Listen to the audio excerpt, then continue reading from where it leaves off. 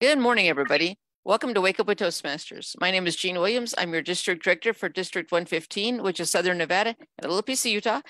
And I have a co-host, Carol Wayman. How are you today, Carol? Oh, I'm doing very well. Thank you, Jean.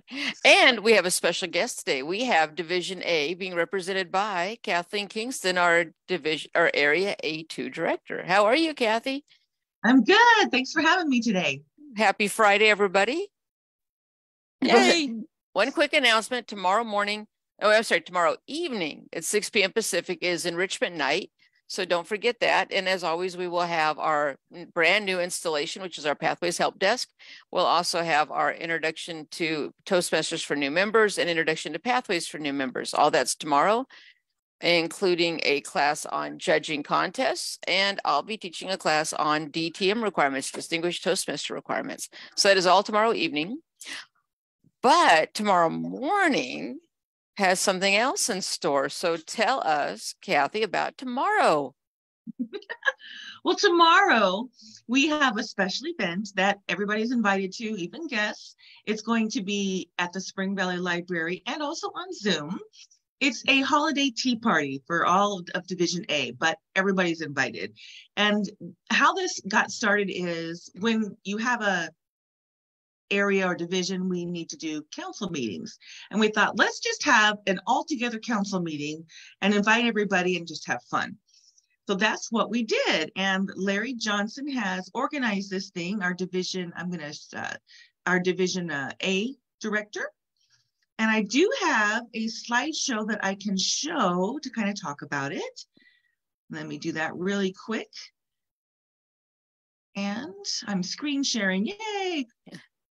You know, I still haven't figured out, after all these slideshows that I've done, how to do it seamlessly on Zoom. I don't know why that is. Sometimes I get lucky and it pops right in, and other times, yeah. So this is our holiday tea party, and it's going to be December 10th at the Spring Valley Library on South Jones. There's a big, long RSVP address, but it should be fun. And then the cool thing about it is we have some special guests. One of our special guests is our very own Jean Williams. She's going to be giving us a keynote speech, so that's going to be pretty awesome. But we're going to remember Steven Seagal because he was just an amazing person, and we're going to have a little bit of a tribute to him. And we're going to have a table topics game. Now, depending on how many people are in person will make a difference as to how the game goes. I actually have some pretty fun cards that I got from District 115 from one of my clubs when we did something great last year. And they're really fun cards. So we'll just see how that goes. But we're going to have the table topics on Zoom and in person. Then the first keynote speaker is Kathy Kalesa. And apology-free leadership is what she'll be doing. So I kind of checked her out to see what that was all about.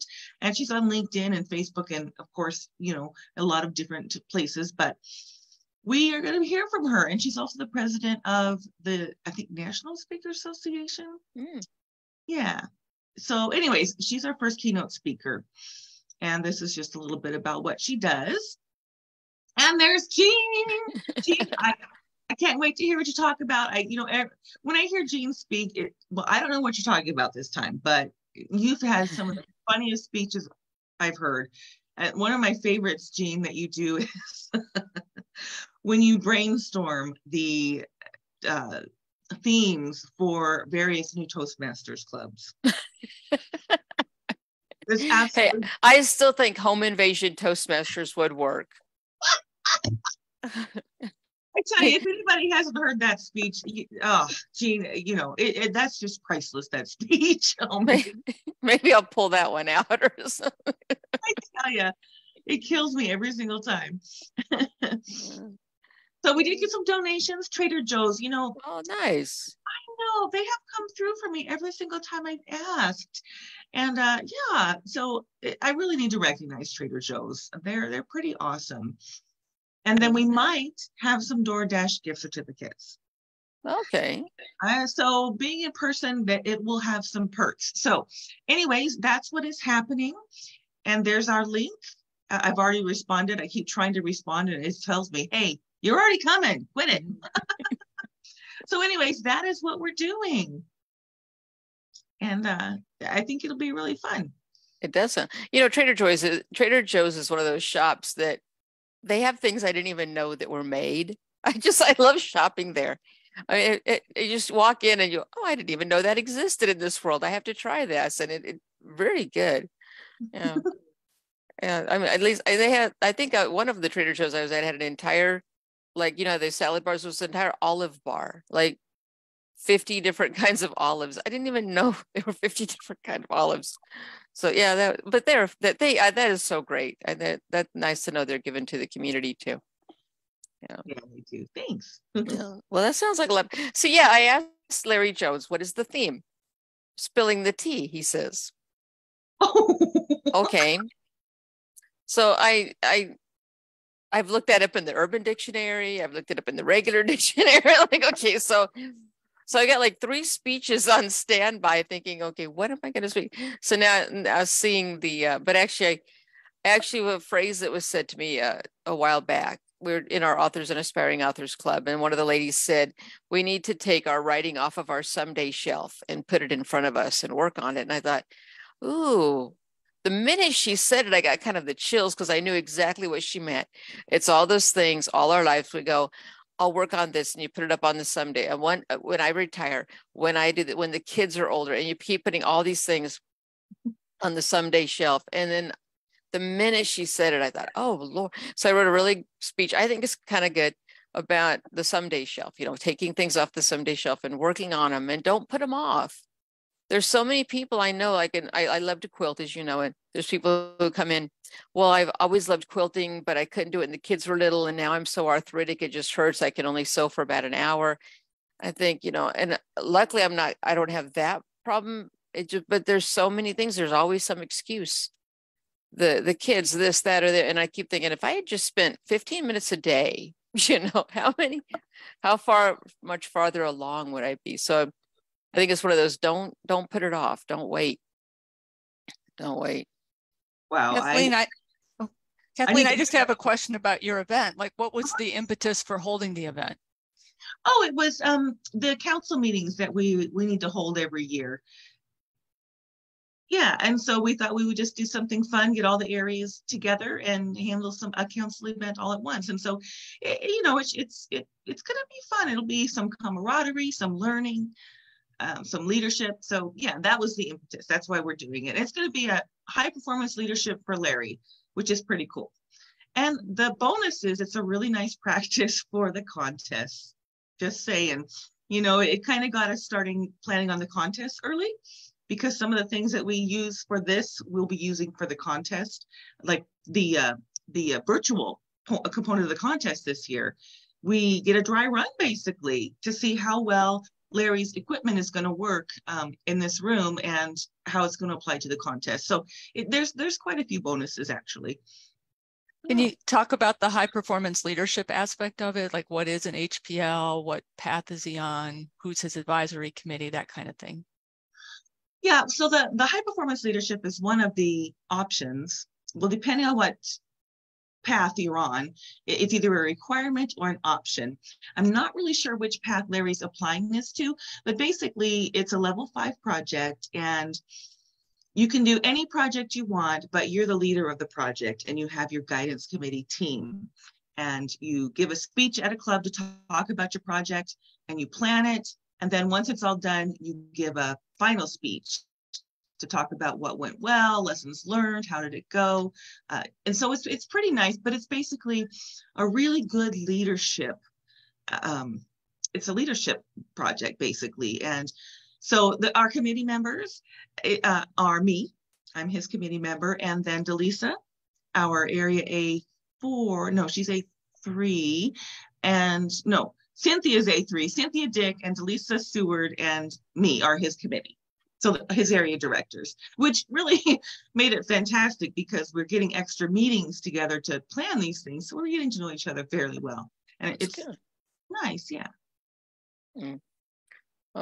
What do you So the theme, what does spill the tea, spilling the tea mean? Honestly, I would have to Google that. I think it's gossip. I think it's gossip. Oh, okay. Share the inside scoop. Oh, okay. Okay. Yeah. It does have a little snide aspect to it, a little bit of a negative connotation.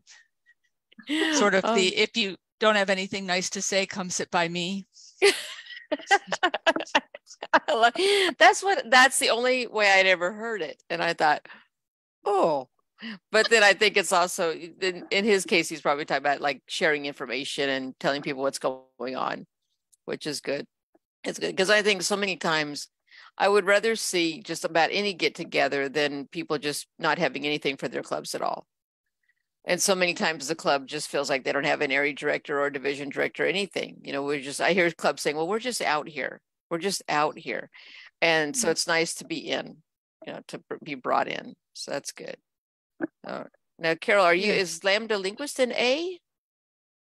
You know, I should know that. I have no clue. So I should know that also, shouldn't I? We are in. So Kathleen, what do you, it sounds like a great event. And what do you, at the end of it, what do you want to be accomplished? Like what would to you your mind say, oh, this was a really successful event? Well, just quite a few people showing up online and also in person to network, to get to know each other, to get out of their club and meet other people in a really relaxed and fun environment. So that really is it. Just the camaraderie, the fun, the speeches, the learning, the connections. That would be a really good event. So I want to ask you though, so Division A2, Area A2, tell us about your clubs and let's give a shout out to your clubs in your area.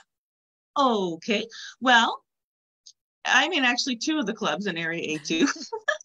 I'm in Starmasters and I'm in Grand Central Toastmasters, and both of them meet at the Government Center and we're hybrid. So Starmasters is every first and third Tuesday, fourth floor at the Government Center, and Grand Central Toastmasters is every first and third Thursday at the Government Center, and we're also hybrid. And Lions Roar is my other one. They meet every second and fourth Wednesday. They're also hybrid. They meet at one of the offices. It's in the southeast area, but they're a really great club too. I'm always enjoying every time I visit them. They have some pretty cool things that they're doing there at Lions Roar, as do Starmasters and Grand Central Toastmasters. And speaking of Starmasters, we actually have a holiday event that I can share real quick, if that's okay. Sure. Let me find it. Yeah. There's our holiday event. So we're having a potluck Christmas type holiday party, and it's at the Gold Room, fourth floor of the Government Center on Tuesday, December 20th. So that's actually going to be coming up pretty soon too. So yeah, I mean, if you want to just meet a bunch of fun people, come on to our Starmasters Toastmasters potluck holiday party. And the Zoom address is on our website if you want to Zoom in. So that'll be fun too. So how will you balance the Zoom people and the in-person people for things like a potluck or the event on Saturday? How do you balance that to make sure everybody's included? You know, that's a really good point. We have our setup at the Gold Room of a couple of computers, of course, and then Jesse Oakley has a microphone now to help the sound be better. So we're just going to set up as usual. We're going to have interactions with both people on Zoom and people in the room. I don't know exactly what we're going to do that's different than usual, but we are going to have a good time. And actually, we had a party last year where it was kind of at Dana and Jesse's house, and we had both people on Zoom and in person, and that went well. So we'll repeat that and maybe do something different this time. Yeah, I think a lot of it is making like I went to one hybrid meeting where they set up the computer and then nobody ever noticed us at all, and somebody bumped the computer at one point, so all we saw was like about that much of the speaker and in half of the audience, and that, but nobody ever came back. And then at the end they just unceremoniously just turned us off and didn't say like thank you for being here or anything. So I thought, oh, okay. So I'm always nervous when I hear about hybrid. Like, don't let that happen.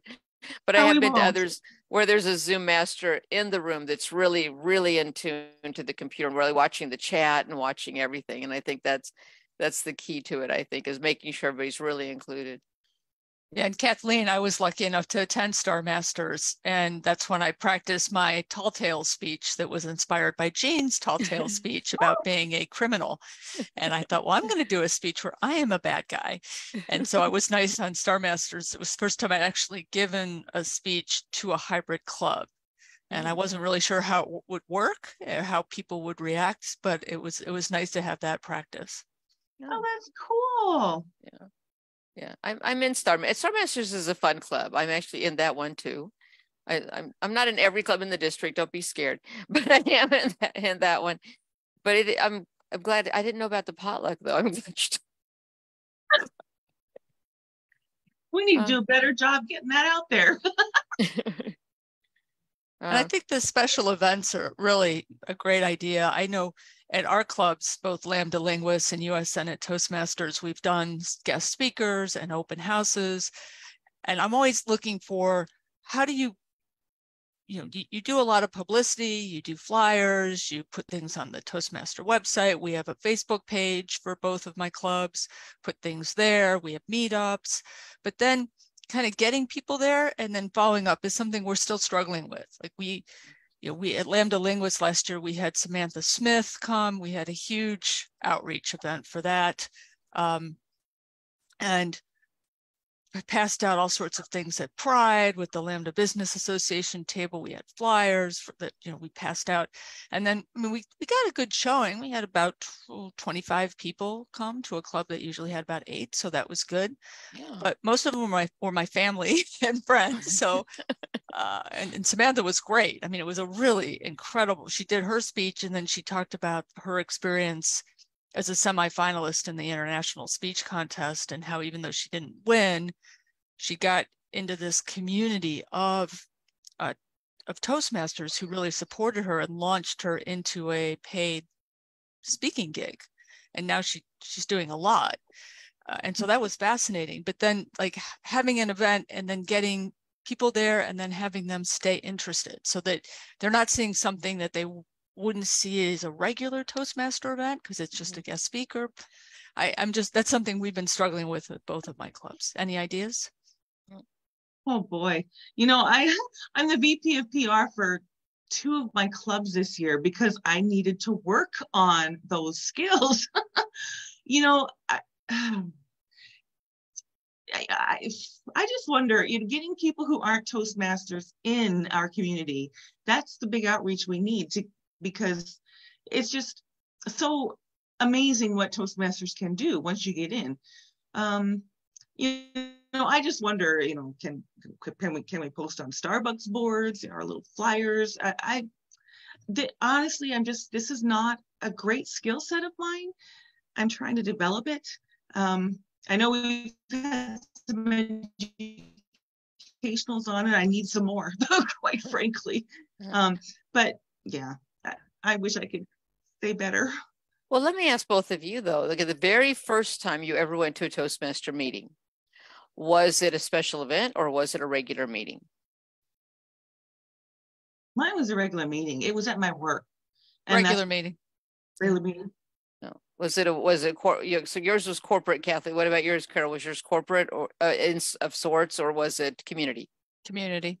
But I went for work. Like a lot of people go for work because at that time I was a new sort of advocate, a lobbyist, and I was going and talking to all these people on Capitol Hill about different bills that we wanted them to support. And I realized I'm not used to talking for 10 minutes at a time without people interrupting me. And I'm also not used to sort of standing in a hallway and talking about complicated things. And I just need to get better at just sharing my thoughts and feeling more comfortable, holding space for a long time in an upright position. And sort of right now, I know we're getting some outreach from folks who now are doing these webinars and realize this is a really hard skill. To go on and try to connect to people on a screen, have my thoughts to be clear, keep eye contact, make sure that I look professional, and we're getting people that way. Yeah.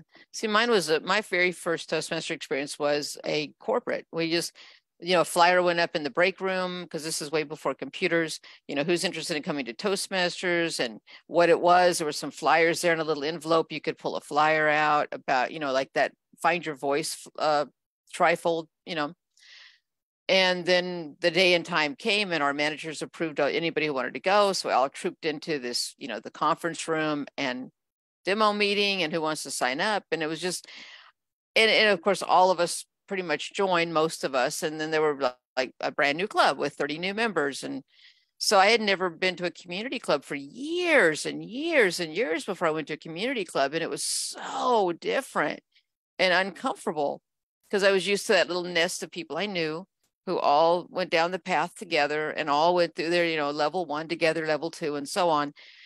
And then coming in where there were some people who were distinguished Toastmasters, been in Toastmasters for 30 years, and some that just joined the week before I did. And it was a little bit odd to me because that was not my experience. But then people have said the opposite, that when they join community clubs versus when they've, went to corporate clubs, it was too many people I know. Like, okay, nobody new to meet. So I guess there's pluses and minuses, but I think it's tough though.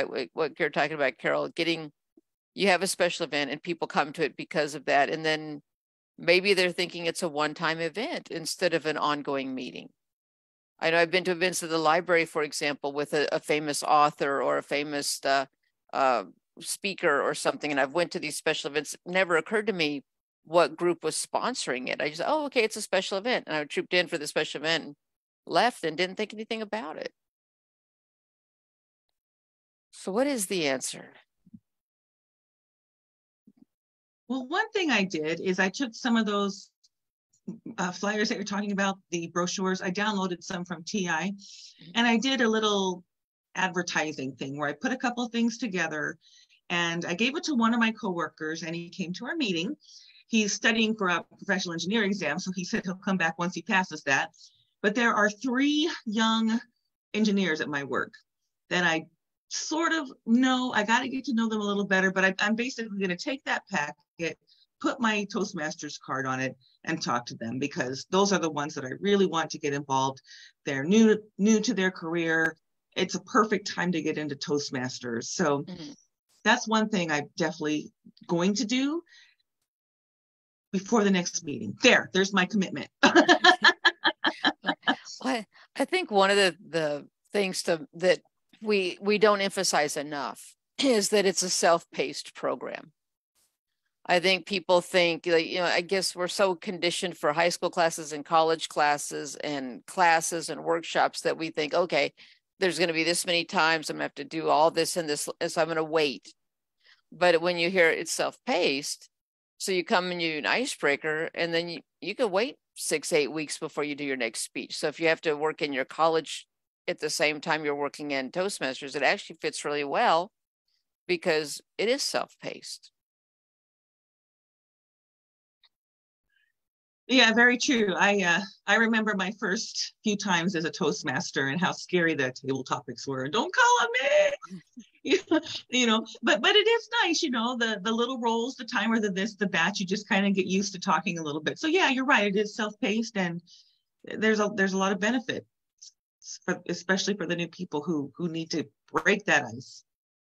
I think one thing we've thought a lot about is connecting when we have a guest speaker or we have an open house, to think of them differently. So the guest speaker is sort of to get people there and encourage them to come to a regular club meeting. And we always say at those times that this guest speaker, they're obviously a very polished speaker. And our club is welcome to people who are nervous about speaking, who are new to speaking, and this is a place to hone your skills.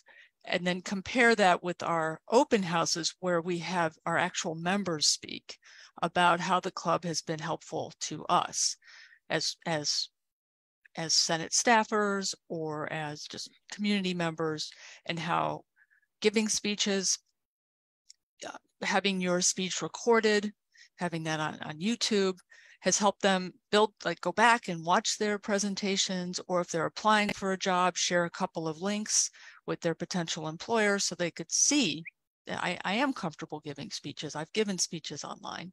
Here's some examples. It's a lot easier to show than to just tell. Mm-hmm. Yeah.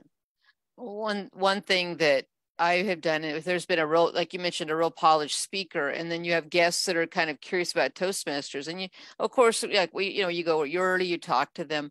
So what brought you today? We're glad you're here. And the one, they'll usually, well, I'm really nervous about public speaking. I heard I should check you guys out. And then you have this speaker. So I came. I make sure, because of course you get this polished speaker that's just incredible to hear. And you can see the scared people kind of like their hair blown back, kind of like, oh. So I make sure to, at the end, when I thank the person, ask them something like, so when you very first started public speaking, did you ever think you'd end up here? And then they'll usually say something, oh my gosh, the very first time I stood up, I shook so hard. And then you see the guests kind of smiling like, oh, good, there's hope, compared to the people that just come by it naturally. But most people are nervous. Even if you come by it naturally, you're still nervous at first talking. And sometimes even now, if I don't know the audience or I'm not sure how it's going to fit, I get nervous still. Gina, I have to say that's a great question to ask those polished speakers, because I have heard in the past where somebody gets intimidated because somebody's too good and then they don't want to come back. So that's a great question. Thank you for that. Mm-hmm. Yeah. Because I think just sometimes we just don't, I guess it's like any skill. I go back to my quilting. There's those women will pull up the most gorgeous quilts, and I think, oh my gosh, I should just give up. Mine look like they're for street people, and if I'm lucky, and then they'll say, oh, I started quilting when I was like 7. Like, oh, okay. Oh, you should have seen the first few ones, and that kind of thing. So it's like it's any skill or hobby or anything that we learn. It takes practice. Yeah. So I'll ask you guys that, when you very first started Toastmasters, did you think you'd be where you're at?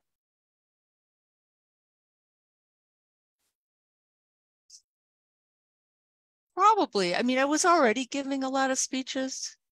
So I think what I didn't understand when I first joined at Toastmasters was life beyond the club, which is a whole nother thing. And I know we're at time. Just that it wasn't just focused on me learning or improving my speaking set, but there was a whole international community of connection that I would be able to learn from. And that's been really wonderful. What about you, Kathy? Yeah, I never expected the games that I got. I mean, it's done so much for me. I had an amazing interview once because I was good at talking at that time. But one thing that I've done is I've gotten to speak with my senators and representatives about something that's very passionate, medical research funding. And Toastmasters gave me that ability to do that without fear, maybe a little nervousness, of course, but without fear. So I've just done so much with Toastmasters that's been unexpected and pretty amazing. So no, I certainly didn't think where I would be when I first started. I knew about the public speaking part. I didn't imagine the confidence I would gain in all aspects, trying something new, leadership, organizing things, planning things, just the whole advocating for a person or a cause. None of that. The confidence, that to me is the one word takeaway is confidence. Mm-hmm. Okay, so one more time, tomorrow at noon, the tea party. Yes, tomorrow be there at 12:30, 1 to 3 o'clock, the tea party at the Spring Valley Library. Just come, have a good time with us. Okay, and anyone's welcome to come, even if they're not a Toastmaster? Yes, guests are totally welcome. Okay. Or they're in Division D like we are. Come on. Thank you, Jennifer. Division D, Lambda Linguist. Right. So all divisions are, well, I think it'll be good though, because if you're curious about Toastmasters, instead of library, you kind of sneak in, sit in the corner, and then you can start to make friends and see that we are a friendly bunch. And you'll know 2 of the faces right away, because you'll see Kathy. Maybe Carol will make it online. We'll see. Well, it is 6:30. Thanks everybody for coming, and thank you both, and I appreciate that. I will see you all on Monday, and I maybe Anita, maybe Carol is my co-host. I don't know. Anita got a nasty head cold and we don't know how she's recovering yet. And we'll tell about the tea party and what went on at the tea party. So let's see what happens on Monday. Thank you very much. And thank you everybody for watching Wake Up with Toastmasters. Thank you. Thanks, everybody.